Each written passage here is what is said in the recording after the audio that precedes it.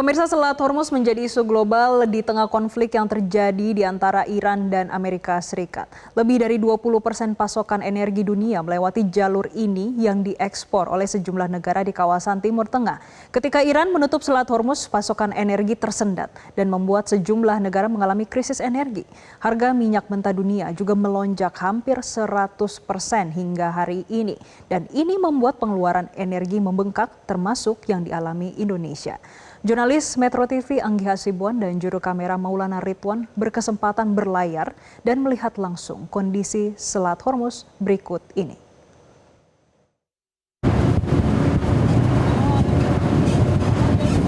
Kami berkesempatan mengunjungi Selat Hormuz. Sekilas, perairan ini tampak seperti jalur pelayaran biasa.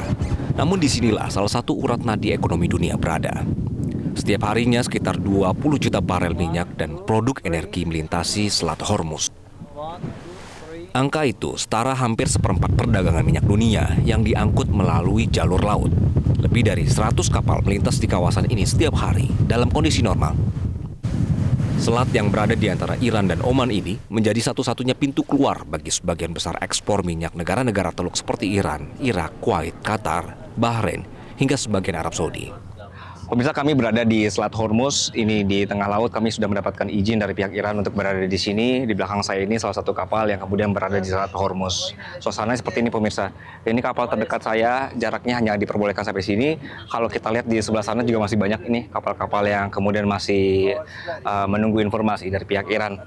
Nah, kabar terbaru pemirsa bahwa dari Iran sudah ada lembaga baru, badan baru yang mengelola Selat Hormuz. Lembaga inilah kemudian yang membuat kemarin ada batas-batas baru wilayah di Selat Hormuz.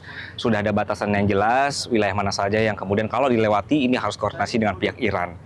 Nah, di sini pihak Iran menegaskan bahwa mereka akan mengawal dengan selamat ketika nanti mereka sudah berkoordinasi dengan pihak Iran itu sendiri. Nah, Anda bisa lihat pemirsa, ini jarak dari kapal ya, misalnya kapal 1, kapal 2, dan beberapa kapal lainnya ini kelihatannya jauh ya. Gimana coba caranya pihak Iran ini kemudian menjaga kalau misalnya ada kapal-kapal yang mau kabur dari wilayah yang dijaga?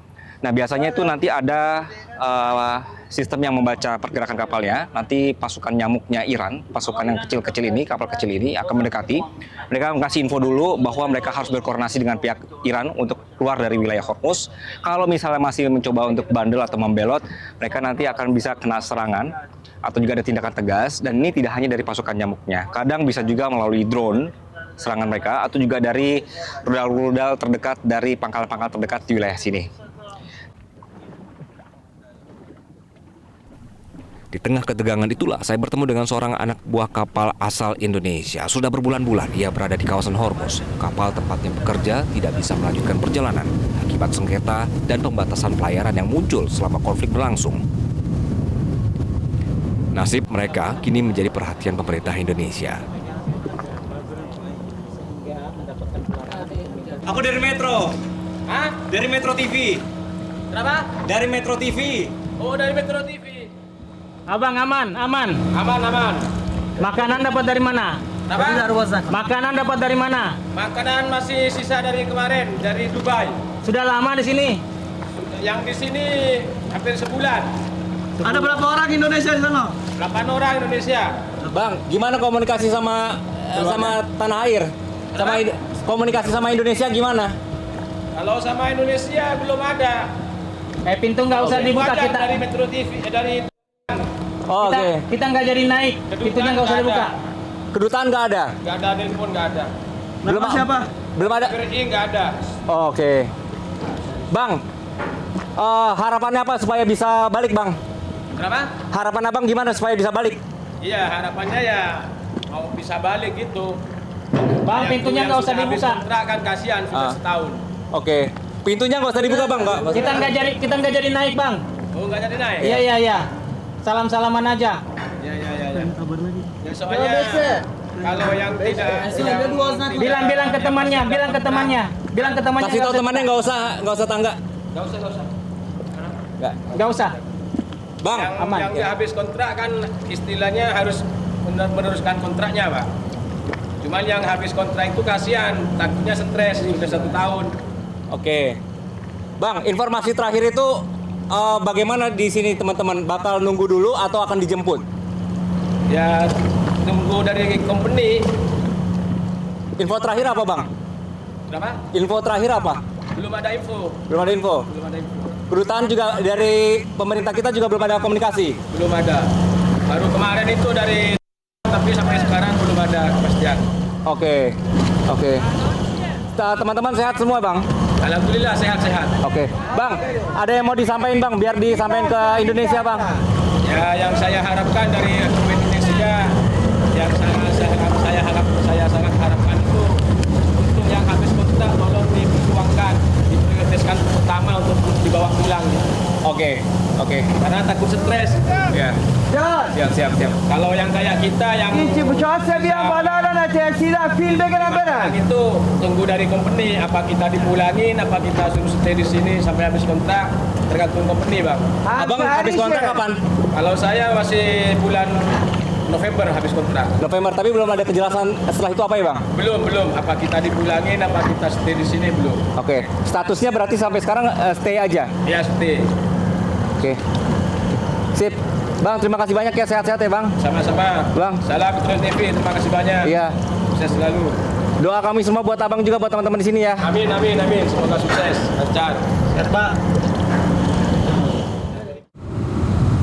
Dari perairan yang hari-hari ini menjadi pusat perhatian dunia, kami menyeberang menuju Pulau Hormuz. Dan apa yang kami temukan serasa seperti sebuah ironi. Di saat dunia membicarakan ancaman perang, kapal perang, rudal, dan krisis energi, Hormuz justru menyambut kami dengan ketenangan.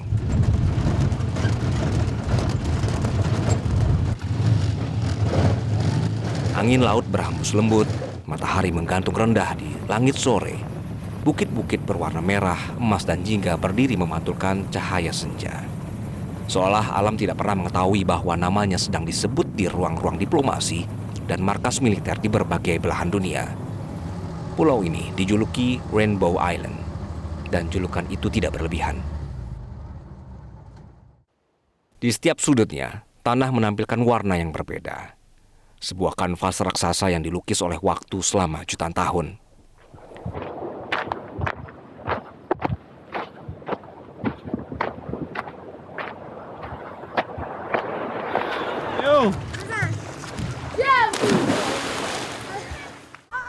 Namun keindahan terbesar pulau ini bukanlah bentang alamnya, melainkan manusia-manusia yang hidup di dalamnya.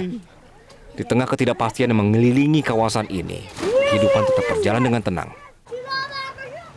Anak-anak berlari di tepi pantai tanpa memikirkan berita yang memenuhi layar televisi dunia, sementara para orang tua duduk memandangi matahari yang perlahan tenggelam, seakan menikmati sore yang sama seperti kemarin dan hari-hari sebelumnya. اسم من فاطمه است. ما خودمون تو اون جنگ 12 روزه با این جنگی که الان شروع شده ما کلا هرمز رو رها نکردیم، تو هرمز بودیم کلا. بعدش تو این جنگ ما همیشه یه آشپزخونه ای رو حتی تو خونه هامون واسه رزمنده هامون غذا درست میکنیم. ما هر روز بخت غذا داریم اینجا. ما کلا رها نمی کنیم شهرمون و جزیرمون رو. ما کلا از هیچی نمی ترسیم. ما تا آخر این جنگ باشم حتی هستیم، حتی خودمون، خانواده هامون، بچه هامون همیشه هستن. ما راحت میایم تو شهر میگردیم، میریم میایم. اصلا نمیترسه. ما این چند مدته همش با بچه هامون حرف زدیم، حتی خود بچه هامون هم میگن ما اگه اسرائیل بخواد بیاد اینجا ما اونو غرق دریا میکنیم. Percakapan sore itu menghadirkan sudut pandang yang berbeda tentang sebuah konflik. Bagi dunia, mungkin Hormuz adalah angka-angka tentang jutaan barel minyak yang melintas setiap hari. Tentang jalur perdagangan yang menentukan stabilitas ekonomi global. Tentang perebutan pengaruh dan keseimbangan kekuatan antar negara. Namun bagi warga yang tinggal di sini, Hormuz adalah sesuatu yang jauh lebih sederhana. Ia adalah tempat pulang, tempat seseorang menunggu keluarganya kembali dari laut, tempat anak-anak tumbuh mengenal angin, pasir, dan ombak.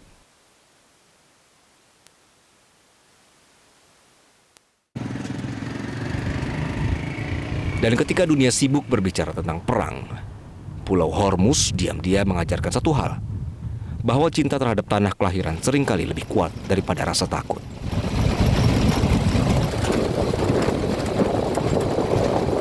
Jelajahi cara baru mendapatkan informasi. Download Metro TV Extend sekarang.